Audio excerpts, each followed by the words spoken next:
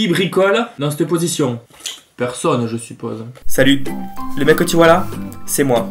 Pas de cheveux et beaucoup de plantes. Et oui, c'est l'histoire de ma vie. Je te montre les bégonias, les monstera, les syngoniums, calathea, schefflera, ficus, tout ce joyeux bordel dans mes bonnes ou mauvaises expériences. Je t'embarque dans mon quotidien de plante addict, tu comprendras sûrement si tu en es un ou une. Allez, viens et kiffe.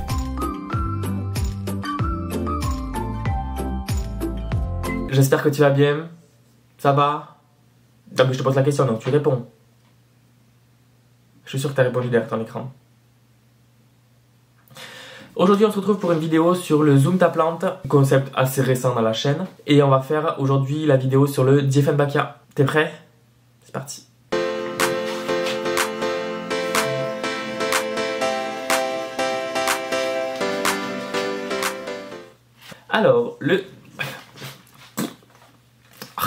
Alors, le Dieffenbachia, c'est cette plante-là. Par exemple, il y en a plein. Mais on va commencer tranquillement, si tu veux bien. Ça vient des forêts tropicales d'Amérique du Sud ainsi que des Antilles. Donc, si ça vient de ce côté-là, ça veut dire que ça aime la chaleur. Mais on verra ça un petit peu plus tard. C'est une plante d'intérieur. C'est une plante très simple d'entretien. À titre personnel, elle me fait chier. À titre personnel, je l'ai acheté de cette taille-là, il y a peut-être 4 ans. Ouais, quelque chose comme ça. Et maintenant, elle fait cette taille-là. Attends.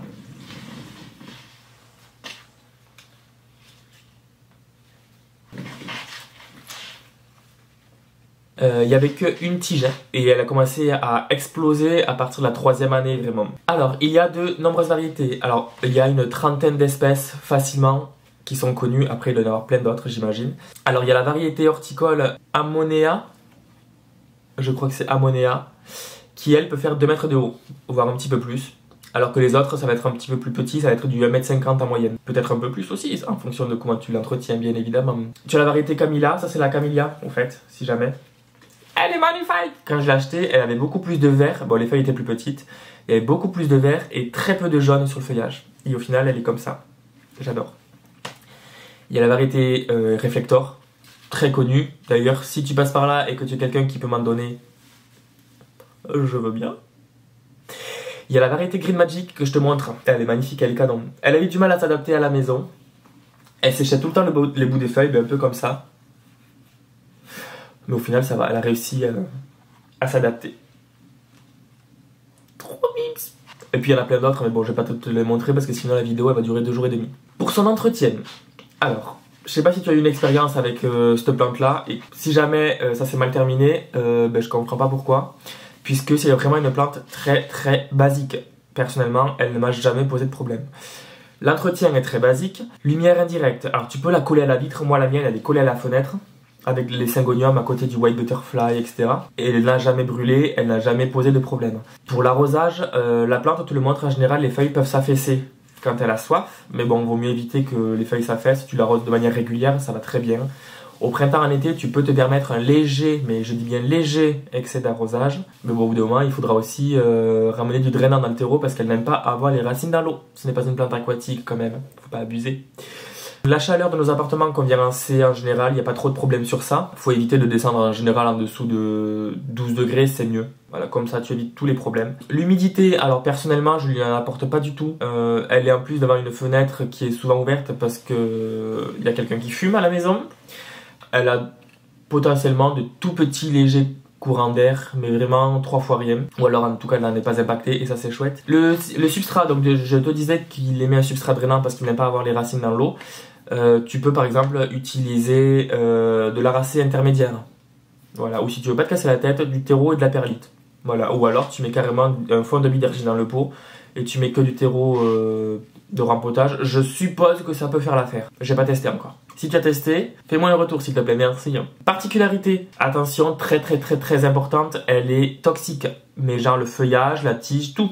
Même les fleurs, quand ça fleurit. Très toxique pour les animaux comme pour les êtres humains. Donc si tu as un enfant en bas âge, si tu as des animaux qui s'attaquent aux plantes, évite d'avoir des Dieffenbachia. Voilà, par précaution, quand il y a des clients qui me demandent, quand je suis un peu en serre chaude, je leur précise. Parce que même si c'est très attrayant, parce que le feuillage est très lumineux, ça rapporte un petit peu de peps et de couleur à l'appart, je préfère le préciser quand même, on sait jamais. Et concernant les fleurs, ça fleurit un peu comme les arômes, un peu comme toutes les aracées en fait.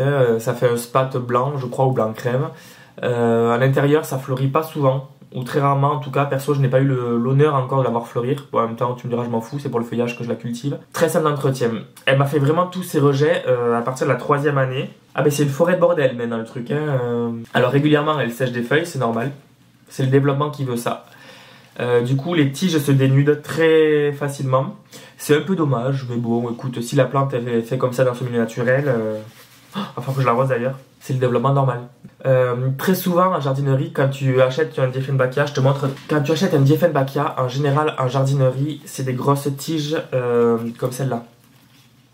Tu peux avoir une tige avec des grosses feuilles, c'est le format en général qui est vendu à la jardinerie parce que c'est forcé sous les serres chez les producteurs de masse notamment, elles sont forcées à l'engrais pour avoir des grosses feuilles, des grosses tiges bien robustes. Chez toi à la maison, quand ça fait des rejets, ça fait des tiges un peu plus fines, comme ça. C'est normal, panique pas. À moins que tu les bourres d'engrais comme chez les producteurs, j'en vois pas personnellement l'intérêt.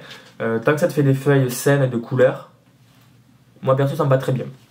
Plante très simple d'entretien, des coloris alors qui restent en général dans les mêmes tons, dans les jaunes clairs, dans le vert essentiellement aussi.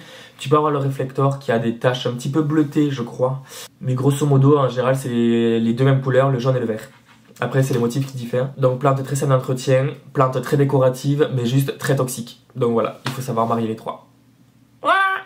J'espère que ce petit épisode sur le Dieffenbachia t'a plu. Voilà, c'est des petits épisodes sur une plante que je vais décliner sur plusieurs plantes bien évidemment. N'hésite pas à me lâcher un commentaire, un pouce bleu, à t'abonner, très important, ça fait toujours très plaisir. Et puis je te dis à la semaine prochaine, ou même plus rapidement, on sait jamais, pour la prochaine vidéo. Ciao!